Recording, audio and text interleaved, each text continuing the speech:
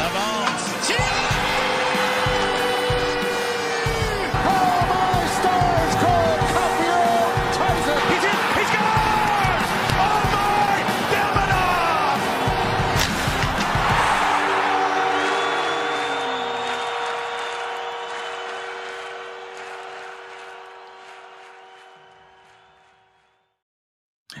Good evening, ladies and gentlemen. It is Friday, November 28th, also known as Black Friday here everywhere in North America. Welcome to a live episode of the Curfew Boys Podcast. I am Sammy. He is my cousin Chris with the glasses. Hey now, Hey now. post work glasses. I wasn't feeling the contact lenses. They were burning my eyes. Okay, guy here. I don't have that issue yet. When I do, I'll let you know. On another note, I was sure you were about to say, "Good evening, ladies and gentlemen. We are tonight's entertainment." So, dude, while you're on that subject of the Joker, I saw the video of that particular scene when he grabs a hold of what's her face, what's the name of the actress, whatever her name is. But when he grabs a hold of Rachel is the character, yeah. When he grabs a hold of Rachel, there's a few times she's like turning her head because like she's trying to get like he's grabbing her, right? Then he wants to stick. Like apparently, the filming of that particular scene, she was looking at Christopher Nolan. And like, because Heath Ledger was completely scaring the shit out of her. So if you notice a couple of times he grabs her face, like look at where her eyes are going. Like it looks like she's looking at a camera crew or at Christopher Nolan. And because apparently, I don't know if like it was in the script, but like his actions weren't. So she got freaked out. Plus his makeup. And him with the knife up close, the voice, like he scared the shit out of her. And even Michael Caine, when he comes in, when the Joker comes in with the shotgun, apparently I heard Michael Caine speechless. He was speechless. And if you look at the scene, he's just standing there like he does nothing. He just stands still. So, you know what? In honor of Heath Ledger's performance of the Dark Knight, Heath Ledger, a little dyslexic moment over there. I said you said I'm not. I shit you not. Go back and listen to the episode. You said Heath Ledger. I said Heath Ledger. Maybe. I swear to God, please go back and watch. Listen, we are tonight's entertainment live on YouTube and Twitter, also known as X. Listen, we promise we're going to get into hockey and just step away from the comic book talk as much as we love anything related and regarding Batman, the character of Batman. But yeah, thanks for tuning in. Please, if you like hockey and Batman, please like and subscribe to the channel. It is absolutely free. And share this with not only Habs fans out there, but maybe fellow Batman fans. Not necessarily DC, but we'll just stick with Batman. All of our episodes available audio platforms such as Spotify, Apple Podcasts, Google Podcasts, any podcast platform. Follow the Curfew Boys on social media. Like I said, Twitter, also known as X, TikTok, and Instagram. Before we dive into, what the day brought today, Friday, November 28th, regarding the Montreal Canadiens, we're just going to take the opportunity to thank all our sponsors. We'll start with my buddy Mike in RDP from Mike's Barbecue Rub. Like, a longtime friend. He's got his own little Canadian company, barbecue spices. Could be thrown on your meat, vegetables, fish, anything on the grill. If you can't throw it on the grill, you got to try Mike's Barbecue Rub. He also uses his spices to season his kettle cooked chips, which are absolutely delicious. He ships anywhere and everywhere in Canada. You could follow him on social media platforms, like I said, Instagram and TikTok. Visit his website, mikesbarbecuerub.com, for more information. And just like a Montreal Canadiens victory, folks, don't forget to rub your meat.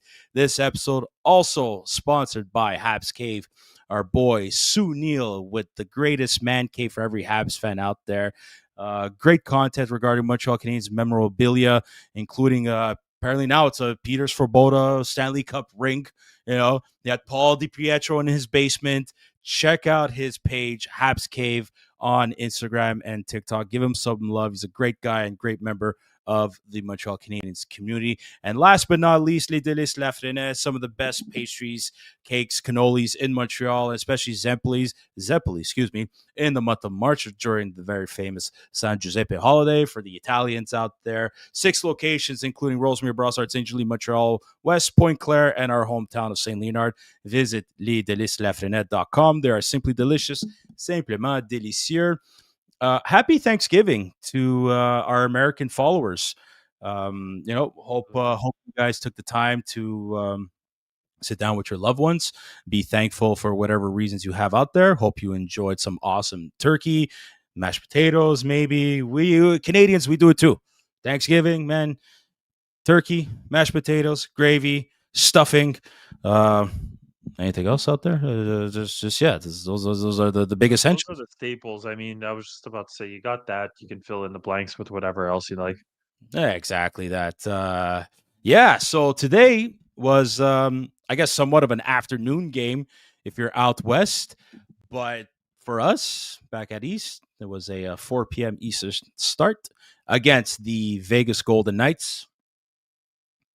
I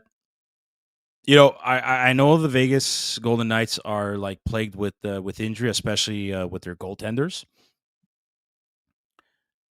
I really felt like tonight, even though they got outshot, might have looked like they got outplayed a little bit, but this team played like a tight unit tonight, whatever time you want to use. I really, really, really liked their game. I felt for once, and even though there was Sam Montembeault in net, probably had his best game of the season, I think it's safe to say.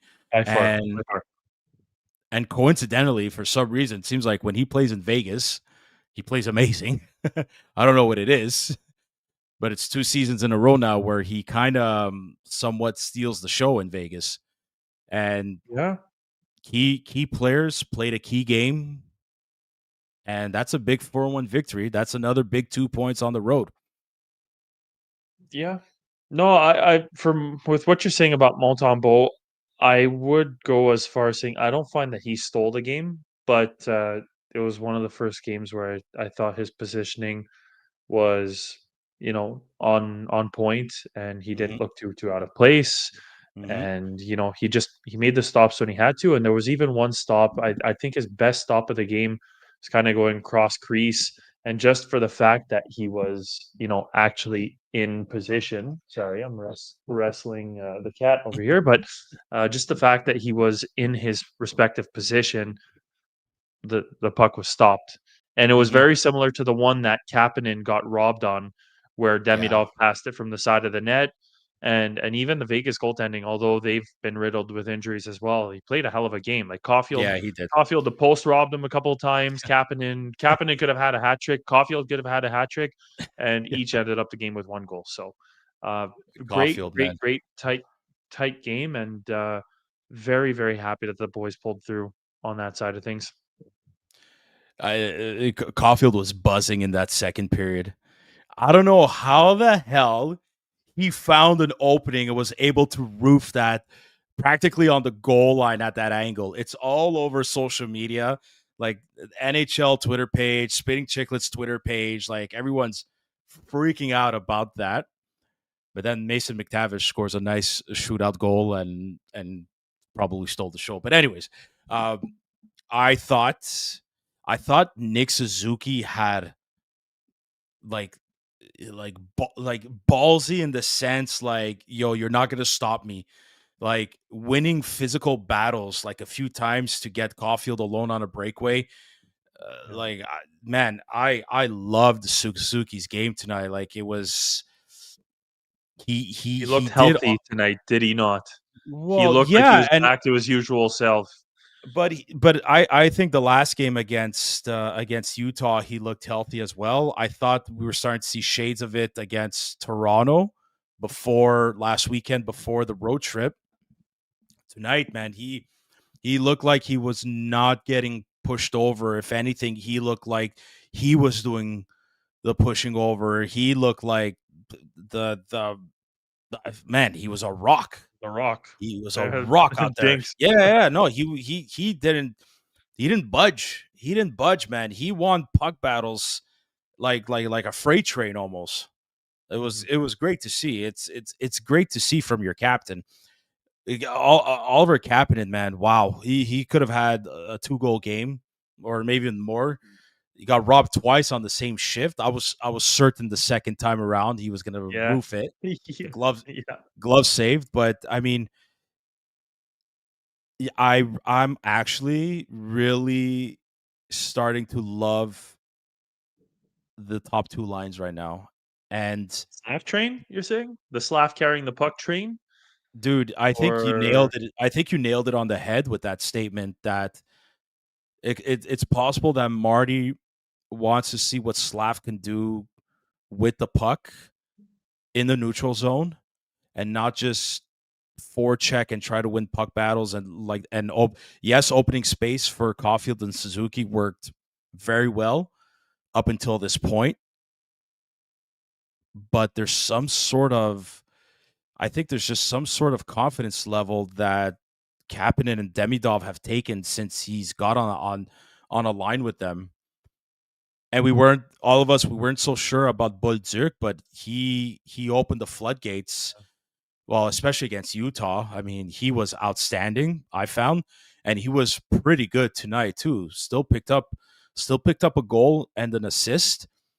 That line's been buzzing. The Oliver Kapanen, Ivan Demidov, Juraj Slafkovsky line's been buzzing too. They probably haven't gone that much on the score sheet compared to Suzuki, Caulfield, and Bolduc, but I think for now we definitely have 2 well-balanced lines out there, and it's been better than most since Marty made those changes.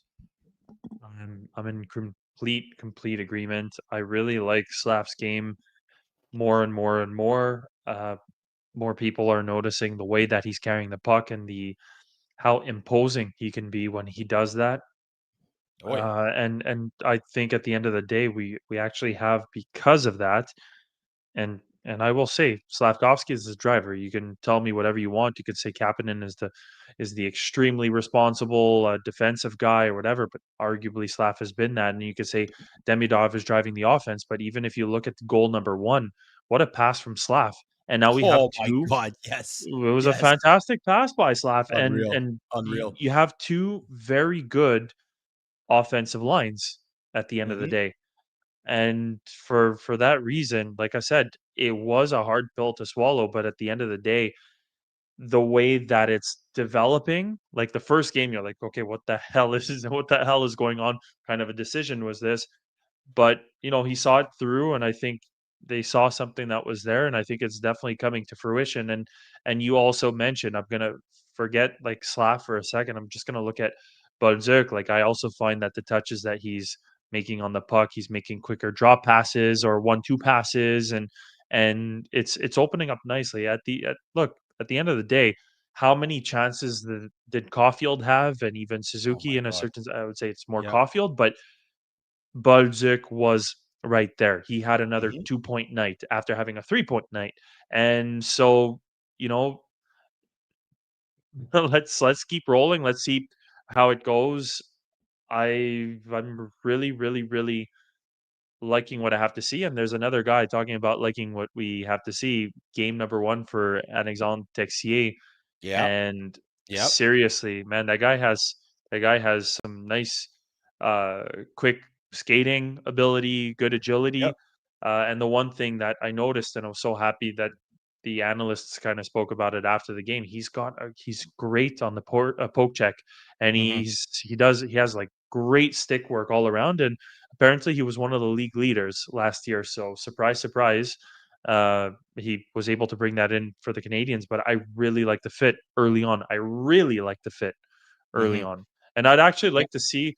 I'm gonna make one last comment, but on his account. But I'd love to see Alexandre Texier maybe even get some time with Florian Jacki. Don't ask me why. I just think that can spark something. I Yeah. think that could be a very good checking line. Yeah, possibly. I mean, I'm curious to see what the moves are going to be when they return home from this road trip. Obviously, Jared Davidson, a healthy scratch, and Adam Engstrom becomes a healthy scratch too after playing his first NHL game against Utah. And I'm very happy they put in Arbor Jacki this game. I felt like I think I heard somewhere, I saw a stat that there's only maybe 6 players total, whether they're on the ice or a healthy scratch, but 6 current players on the roster for Vegas, or maybe even less, that are under 200 pounds. Like everybody else is over 200 pounds. Almost Vegas is one of the biggest teams out there. So this is why tonight's game, like, I'm extremely proud of the guys, because we saw a bit of a bad habit that the Canadiens weren't playing well against bigger teams, right? They were having a lot of difficulties. So this game, again, it's just one game, but when this team plays with confidence and it looks like they've gotten out of that funk for now after that 5-game losing streak, you know what I mean? It started with Dobesh slowly getting his groove. Now you got Sam Montembeault. It's just one game, but you got to give credit where it's due, like you did, Chris. Hopefully this continues, and if it does, and if his groove is back, they're going to continue winning games again. So I don't know. All that says, I'm very, very curious to see what the next moves are going to be when they come back home. One more game left on the road in Colorado. This is a tough road trip, man. You're going out west. You're going to Utah. Like, if my geography is correct, if my geographical knowledge is correct, like, you're going up in altitude more and more now. I think as you get towards Colorado, this is a tough road trip. So Adam Engstrom deserved his call up, especially after like the last couple of games he's had in Laval. At least actually since the start of the season, he's been Laval's best defenseman, and then David Reinbacher's been waking up too. So his call up was purely out of merit, but I didn't expect him to be playing all these games. Because, like I said, like I really think Marty was going to be rotating between the two. He put in Arbor Jacki tonight. They played the team played a fantastic game. As far as Arbor Jacki is concerned, how many minutes did he play? He played 11 minutes and 15 seconds, which is obviously was the lowest of the team. You mentioned Alexandre Texier, 13 minutes, 41 seconds. Yeah, he played a little bit more than Ivan Demidov did, but like I said, you know, penalty kill minutes.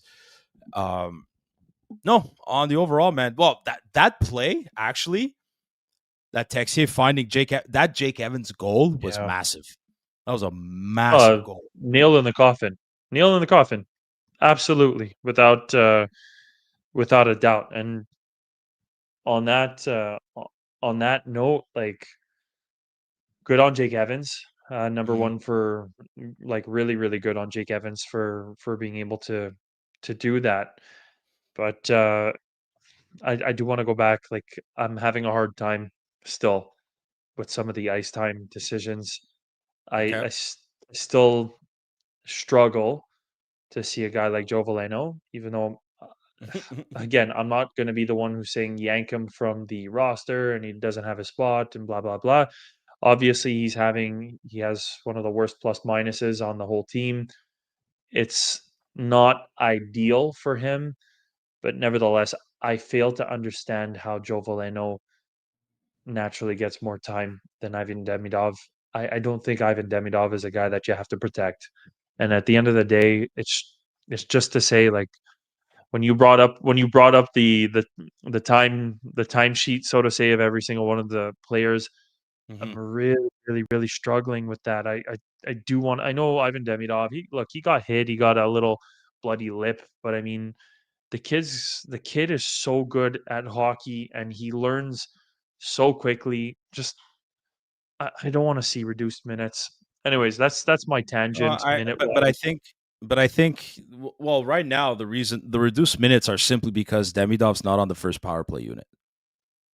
If he was, True. it'd be a completely different story. I mean, look, But where I does have, but is Valeno's been playing? Now I'm shooting a blank. Valeno's been playing shorthanded, correct? yeah, he's on the penalty kill, especially now Yeah. with no with no Alex Newhook, and they're gonna it's gonna split between him and Texier probably. Yeah, that's kind of the reason why, as far as I can tell. I'm not too concerned about it, and like, but I get it. There's a couple of tweets I saw, like, how is it that the third line is getting a little bit more than Demidov and Kapanen? Like the third line, like you kind of nailed it. Like the Anderson, Texier, Evans line kind of did a very good shutdown role tonight, and they got rewarded with a goal. So, Yep. eh, but if we're worried about about ice time for certain players, my God, I don't know how Marty's gonna manage against the Colorado Avalanche tomorrow. Like ice Well, time management, that's gonna be a big challenge. well, I was gonna ask you. I'm also gonna say just a little Arbor thing that since he got back into the lineup and managing minutes, I hope they start to give him a little bit more time. Like we've Yeah. always said, he's the perfect 15-minute man. He was just over 11, which there's evidently more room for him. But like what I don't understand about Arbor and even the more recent comments are like he played his best 2 games of the season, arguably. This game Mhm. and the last game. I thought it was the most disciplined, hard hitting, present, easy, simple passes, nothing really out of place. I, anyways, I, I will say, like at the same time, some of the comments that came out were like a little bit. Again, I'm scratching my head. I'm gonna get back to Colorado in a second, but I'm scratching my head, going like, okay, but Alexandre Carrier has made some really. I love Alexandre Carrier, but he's made some epic Yeah. screw ups, and Yeah. even Struble has taken some really bad penalties here and there, and like I, I I'm just surprised at the timing, especially with the last game against the Leafs, and that Arbor played against the Yeah. Leafs, and now tonight against Vegas. I know the comments came before tonight's game, but anyways, that's that. And talking about managing minutes, well, I do think they're going up against a heavy roster tomorrow, and that's why I bring up Upper Jackeye and hoping that he gets a little bit more time because I do think that that is a game that's very much suited to him, and they're playing at a higher altitude, and they're going to be shorter of breath. You're going to have to utilize these guys that much more, and lean on the young guys, lean on the fresh lungs, the fresh young lungs. But how I would say, how much would a regulation win against the Colorado Avalanche mean, considering they just went God. 24 straight games without, if to my understanding, it was 24 straight games without at least taking it to overtime. Dude, this Colorado Avalanche team is the best team in hockey. They're the best hockey team in the world right now. I don't know. There's such a buzz in the air with that team right now, and we always talk about McDavid and Draisaitl, and rightfully so. But man, Nathan McKinnon is every. I say this every year about him, but he's just on a whole other level. He's insane. Kale McCarr is healthy, and it shows. Dude, He's the best they're defenseman in hockey, bar none, bar none, not even uh, close. well, I think having Landeskog back there too is helping Mm, them mm. in a sense. I just think as a big morale boost having their captain back. There's just something about this Colorado team that scares the living shit out of me. And you know what? Like if I'll go ahead and say this, it goes without saying that we want the Canadiens to make the playoffs and God willing the Stanley Cup. But if this Colorado team wins it this year, like I won't be upset. Like I won't be upset. None. The only other team outside of Montreal that would make me happy to see them lift the Stanley Cup is Vegas because of one player, and it's because it's a big middle finger to the Toronto Maple Leafs. That's it. Oh, yeah. That's the only reason. That's the only reason I would love to see Vegas win the cup.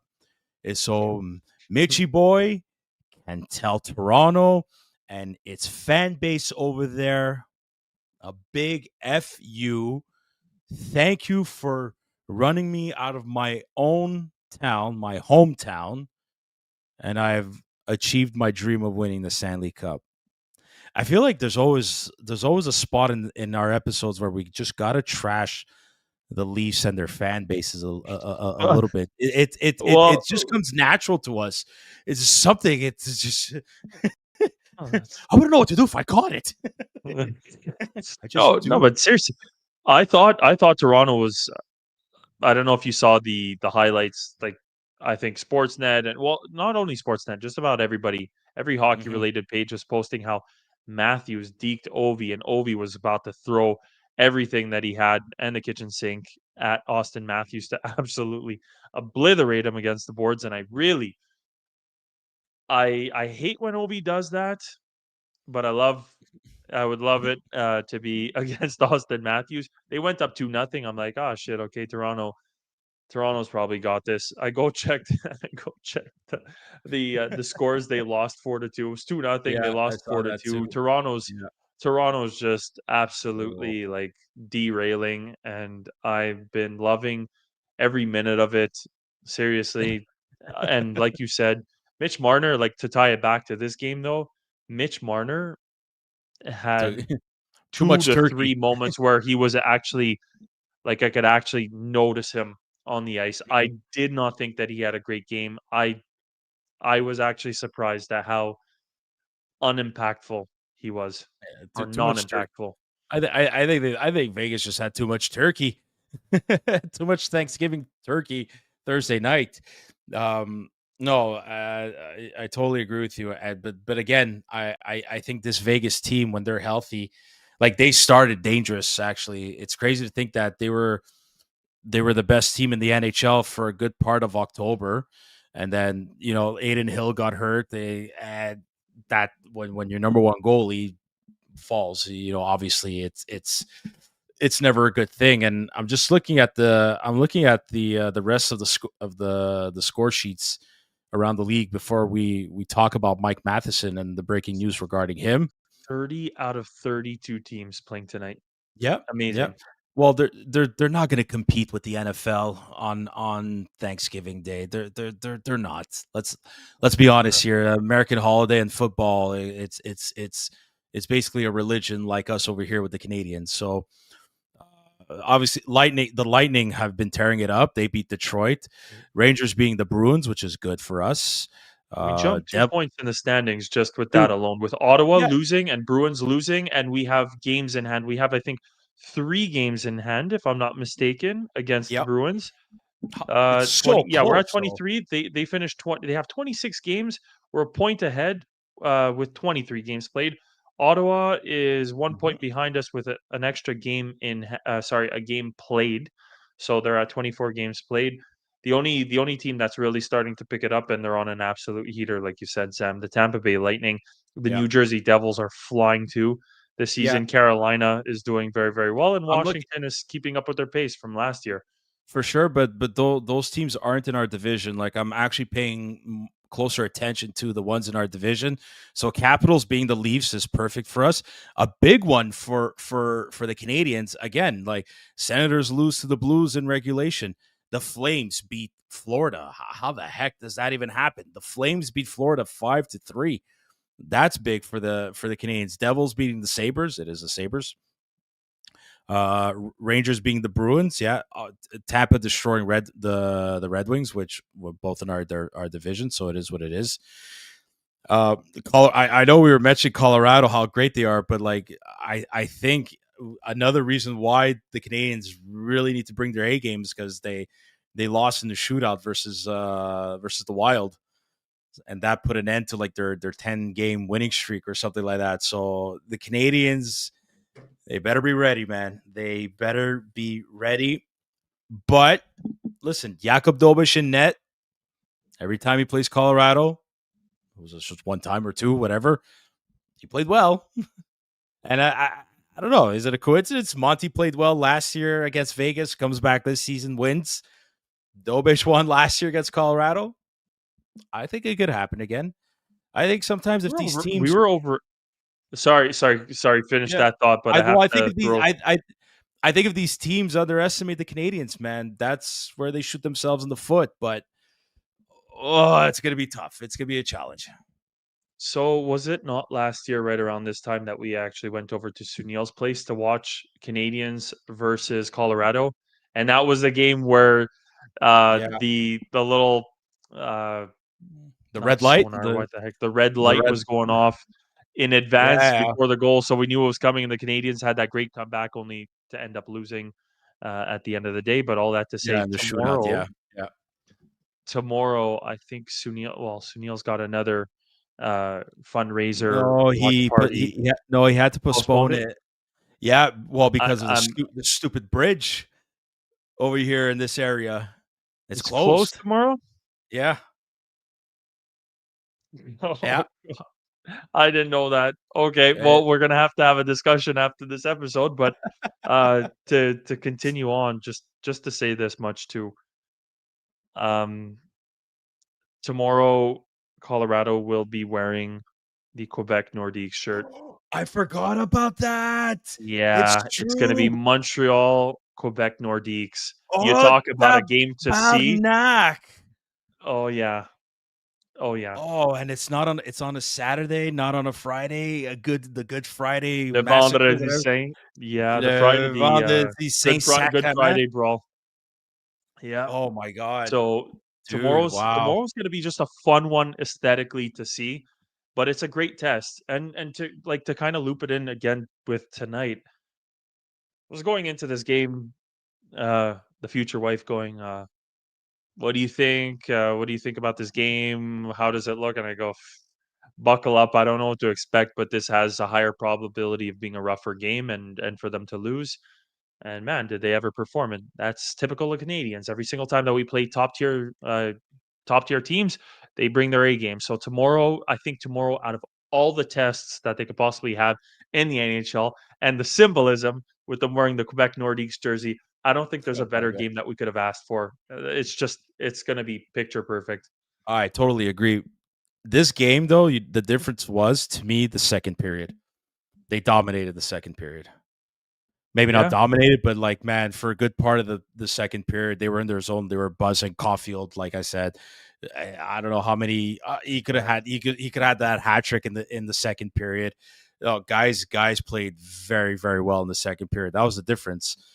I don't know, like the game against Utah. I don't know what Marty told them in the second intermission, but then they woke up in the third. But again, this is one of those games where if you look at slowly the games that they've been winning, they've had leads. Take away the Utah game, they lost the league. They were able to get it back, but like when you're able to have a lead, a 3-goal lead, nonetheless, into the third period against a strong Vegas team, that's a recipe for success. And I'm so happy they pulled it off. Okay, we got to talk about the main, not the main subject, but the second half of tonight's episode.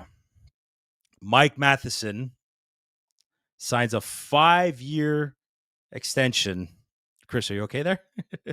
Yeah, the cat The cat he's messing up with your nails wires. are not too far from the family jewels, so just playing it very Yeah. cautious over here. Yeah. No.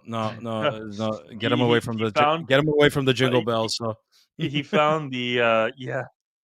We're almost at Christmas. We'll finish Thanksgiving giblets, and we're gonna move on to the jingle bells. But yeah, he found he basically found the wire for the microphone. So yeah, uh, he kind of just woke up and like started having at it. So yeah, there you go. apologies. All right, no problem. I'll start this again. Earlier this morning, actually, I think it was Dave Pagnotta from the fourthperiod.com. At least his tweet is the one I saw, that the Montreal Canadiens are looking to sign Mike Matheson at a 5-year deal. More info to come out, give or take 30 to 45 minutes later. It was official. The Montreal Canadiens signed defenseman Mike Matheson to a 5-year deal, $6 million contract. That to me is a solid deal. It's somewhat of a hometown discount, considering the salary cap is going to be going up for these next 5 years.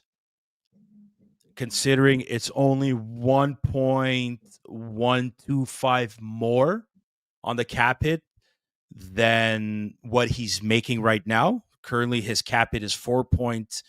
I think it's 4.875 or 875 or 875. No, I think you got it right. 4.8. So it's just $1.125 million more on the cap hit. So I'm just gonna share a screen here from a very good website, moneypuck.com. Just going to pull it up, the details of his contract, and there we have it. So for 5 years, signing bonuses, $5 million, $5 million the first 2 years, then 3.8, 3.5, 3.5. Base salary, 2.5, 2.5, 2.5, 1 million, 1 million. Again, the loopholes, if you're playing for the Montreal Canadiens and paying Quebec taxes, there's some loopholes out there. The key thing for me is that the first 3 years of his contract, he's got a no movement clause. So he's staying. In year 4, he's got a modified no trade clause, 14 team no trade list. And year 5, the final one, he's got a 5-team no trade list. So that to me tells me is that I think the Canadiens organization management can't use, considering his age, at the age of 31, 32, he's going to be here until the ages of 36, 37. These next 3 years, I think they feel like he could still keep playing the way he is, still playing the minutes, somewhat of a reduced role, no power play, penalty kill, 5-on-5, probably stay with Noah Dobson for the rest of his career or for the rest of his time with the Montreal Canadiens, unless things go bad. It also tells me, like, look, these are the next 3 years that we're going to try to put all the final pieces together to contend for a cup. And if they see that, well, you know, there's players within the depth chart on defense that their chair is looking a lot more obvious than yours, then they could trade that contract within the last 2 years. The 14 team no trade list, yeah, you're practically reduced to almost half of the rest of the teams. But the final year, only 5 teams. Like, yeah, he's taken care of for the rest of his career. He's staying home. His family is going to be here, everything. But there's that little possibility that he could be traded in case it doesn't work out. Obviously, I'm not wishing for that to be the case. If he's able to bring what he's bringing this year, especially this year, for these next 5 years, if he's able to do so, provide that veteran leadership like Zook mentioned. Zook, in our last episode, really hit the nail on the head in terms of like leadership mentor role for these young kids. This is a fantastic deal. But this is the impression I'm getting too, though. I think they signed him for that same amount of time as the remainder of Caden Gooley's contract. I don't know how sure they are of Caden Gooley being consistently healthy for the duration of both these contracts. I truly believe this is just a personal opinion, a personal gut feel. If Caden Gooley did not have the injury issues, I don't know if Mike Matheson would have gotten the length that he did of this contract. I'm not 100% certain. I'm going with gut feel here. I have no evidence to back this up, no proof. I'm just kind of looking at I'm looking at both those contracts. Obviously, Caden Gooley signed last year to 6. He's got 5 years left. All that. I just think there's a little bit of a part to play in that. Maybe Kent Hughes, Jeff Gordon are thinking that in the back of their minds. Though I don't think they'll ever divulge or spill that information. But I get a feeling, Chris, something has to do with one of the reasons why it's 5 years instead of 3 or 4. What you're saying makes a lot of sense. And it's funny, I didn't even blink an eye and think of that Caden Gooley was gonna be maybe even a part of the discussion. But to me, Mike Matheson finally found his role. I Yeah. think that they see him with Dobson for the long term. I also think that Mike Matheson will age very well in that he is such a good skater. He's going Mm-hmm. to be able to do what he's doing at the age of 36. And if he slows down, he'll still be the average speed or just as quick as some of the best skaters because he's an absolute elite skater Mm-hmm. as a defenseman in this league. And there's no debate that. I've criticized Mike Matheson for sometimes his decision making in his own zone, but Mike Matheson, he is one of the top tier skating defensemen in the entire league. So Yep. in that case, I'm not too worried about him being 35, 36, 30, well, more like 36, 37 when he's still playing for the Montreal Canadiens. I think his birthday is February 27th. I just checked that up. But all that to say is I just think that he really played well enough and has that much of an impact on the boys that he earned his spot and he locked in his spot. I think it's something that like I don't think that it necessarily depends on Gulli. I think your argument is perfectly reasonable. It makes a lot of sense to me. And yes, that could have factored into the decision. But for me, Mike Matheson has actually been playing well enough as your number 4 defenseman Mm-hmm. who can eventually shift down as needed to a number 5 defenseman or even a great number 6 defenseman in the eventuality. And Mm-hmm. I also think that again, let's. I'm not going to start throwing any conspiracy theory here. We have Jaden Struble, we have Arbor Jacki, we have Adam Engstrom, we have David Reinbacher, we have Konushkov. Bogdan. Yes, Konushkov. pronunciation. Yeah. Who's Konushkov. who's Yeah. we also have Bryce um, Bryce Pickford. Bryce Pickford, and we also even have. Oh my God, Owen why am I Owen Protz. Owen Protz, who's absolutely deadly. How many defensemen are we going to have, and how many decent prospects do we have all at the same time? The talk has constantly been around a number 2 center and probably going to get like your goaltending situation. You've got it locked Mm-hmm. in Yeah. the sense that you have the guy who's coming up the pipeline. That's Mm-hmm. Jacob Fowler, and the only decision that's going to have to be made is which goaltender is going to be parting and going elsewhere. That's not a Right. difficult decision necessarily. You don't have to strategize who you should bring in to be that missing piece.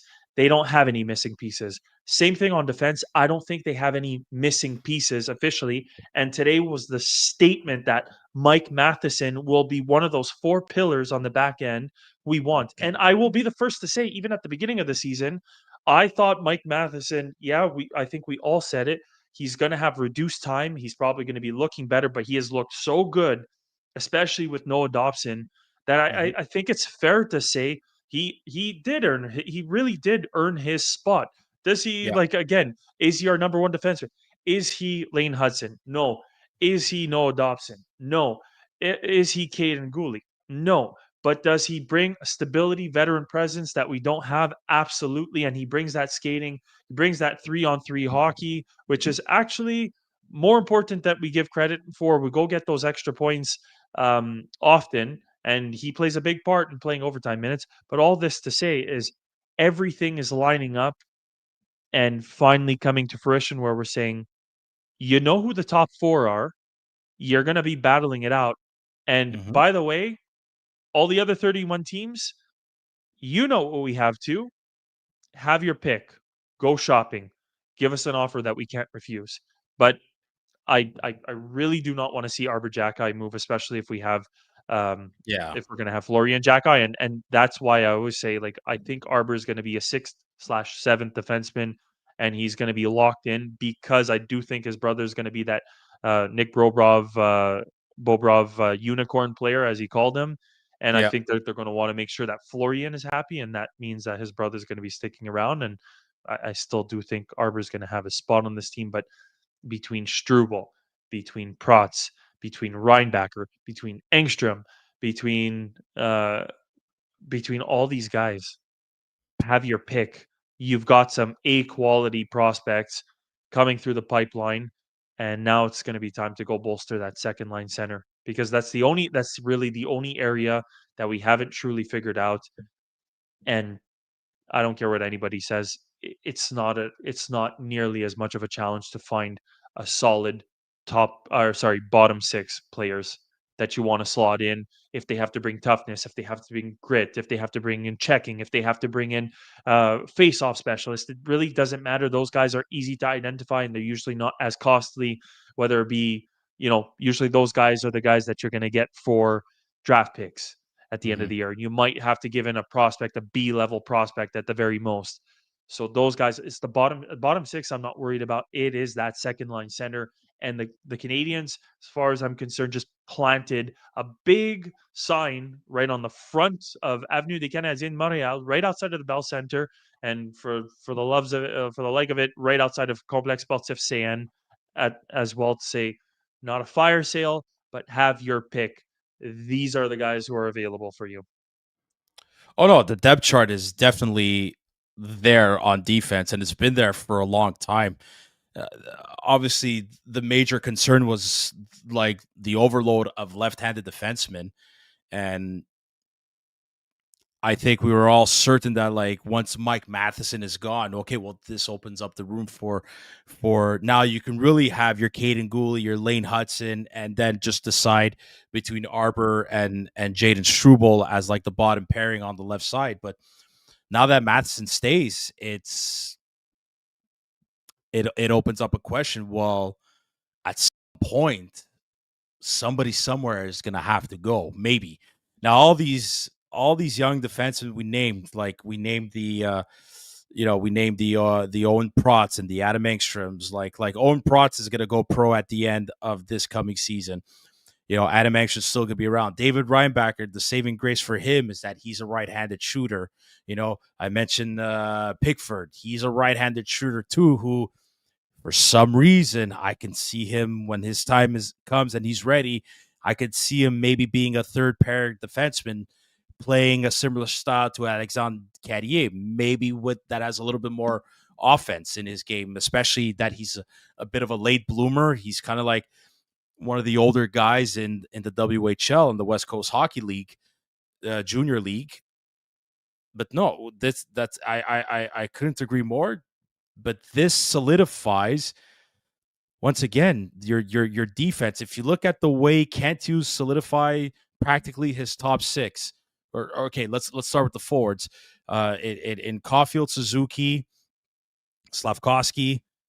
Then there's going to be Demidov. Demidov is obviously next. Now on defense, you had your Caden Gooley, your Lane Hudson with the signing, Noah Dobson with the trade and signing. Now you're throwing in Mike Matheson in the mix. He may not be young like them, but he's a veteran. Like they need that. And we were all worried and concerned that, well, fuck, we don't have a David Savard anymore. Like, who's next to be the veteran? Well, it's definitely Mike Matheson. Yeah, there's Carrier there too, but Mike Matheson now he's the official go-to guy on defense for anything, mentorship, advice, how to be a true pro in the NHL. They need that. They absolutely need that. And listen, we got some comments from different platforms. For the most part, I'd say 95% of it, maybe even more, extremely positive, happy for the guy. There's some that are there saying, I don't understand how you think Mike Matheson is having a good year. Are you kidding me? Hey, listen, you don't have to like the guy. But to say he hasn't been great at all or hasn't been good at all. Sorry, I don't know which games you're watching, man. Like I know, Chris, I know you have glasses on, but you don't even need those to see how well he's been playing. Does it help that he's paired with a Noah Dobson? Absolutely. But let's be honest here, man. They've been, the two of them have been fantastic together. Lane Hudson only has like maybe 3-4 more points than Mike Matheson does. Like if Mike Matheson had a bad game, the entire team had a bad game. There's not one game where I can remember, like I listen, not even close to the Mike Matheson of last year. Not even Well, close. that's the thing, and for people who are criticizing, and like I said, I was openly and I think we do, or we are critical about players when they have bad games, and we're able to call that out without hiding behind anything. But if somebody, and if you're one of those individuals who's uncertain about whether or not Mike Matheson, or feels certain that Mike Matheson hasn't been having a good year, let me start by saying this. First off, he's plus 14 in terms of plus minus, only behind Nick Suzuki, who's plus 15. Mm-hmm. Meanwhile, we have, let's say, Jake Evans, and this is the range. Jake Evans is currently sitting at a minus 11. Oh wow. So there are plus and minus players on this team, and Mike Matheson has definitely not been the guy on the ice, at least on 5-on-5 or even strength hockey, where the goals have been going in. So get that straight. And the Mm-hmm. other thing too, that ask yourself this question: what do you think about Juraj Slafkovsky's season? What do you think about Oliver Kapanen's season, even though he's a rookie?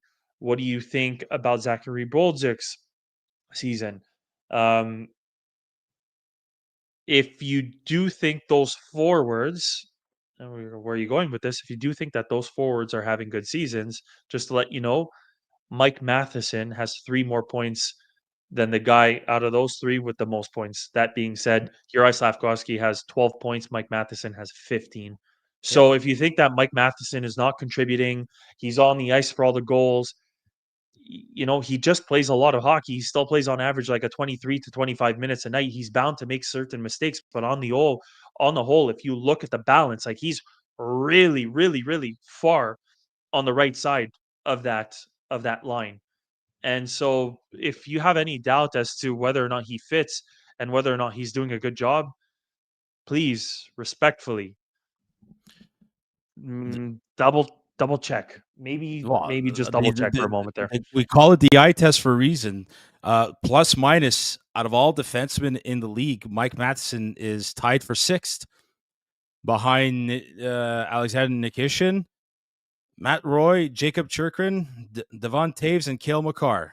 Plus minus, he's tied for 6th. Well, Devon even Taves and Cale Makar are pairing, just to let you know. exactly. And even you want to know something else? I'll go a step further. Well, you Mhm. say, "Oh, Noah Dobson, it's Noah Dobson who's been carrying Mike Matheson, and that's the reason." Just to let you know, Noah Dobson is only plus 3. Mike Matheson plus 14. More goals have Exactly been that. going on. And If anything, Mike Matheson has been helping Noah Dobson in terms of keeping the puck out of the net. I'm not saying that Noah Dobson has been playing badly. no, No not way, one bit. shape, or He's been form, amazing. people. Dobson's been He's been amazing. He's amazing. been He's fantastic. offensively, exactly. But Mike Matheson has been allowing Noah Dobson to take those risks.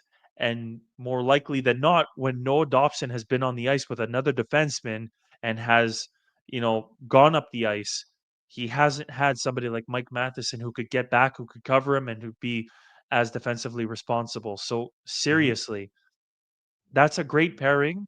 And if this is going to continue to work as such for as long as it can, I'm welcoming of it. And Dude, even at that, the day that Mike Matheson doesn't do the job with Noah Dobson, holy crap, we have one of the best 5th defensemen in the league. End of well, story. that's exactly that.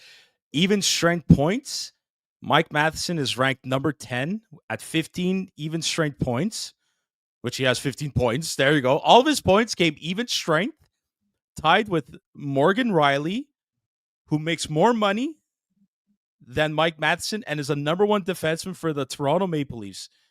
But Lane Hudson, And you wonder why they suck. There you go. There you go. Lane Hudson tied 15 even strength points no Dobson at 14. So to me, that the proof is in the pudding. The proof is this is no power play minutes.